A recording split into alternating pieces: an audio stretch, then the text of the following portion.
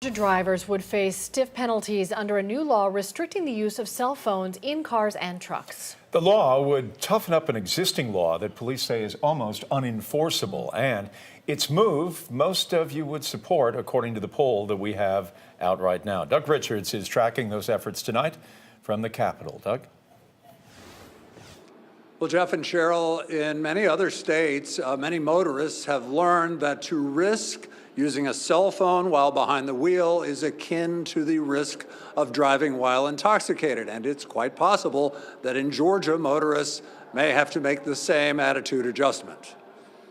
I have to accept the fact that my son was killed for a text message. Their loved ones had died in traffic, either because they took their eyes off the road to use a cell phone or because another motorist had become catastrophically distracted.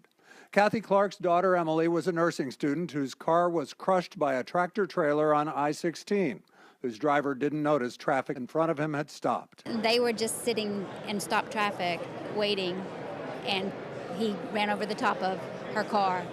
If you've been on the roadway, you've seen it in the car beside you. You've seen it in the driving behavior of the person in front of you. We all know it, don't we? The bill would allow police greater leeway to make distracted driving cases.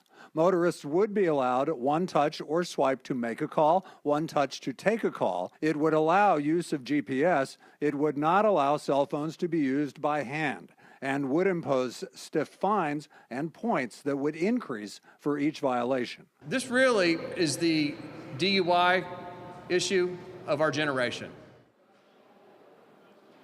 So there is a current law that was passed here in the same Capitol building 7 or 8 years ago. It was much ballyhooed. Here's the problem with that law.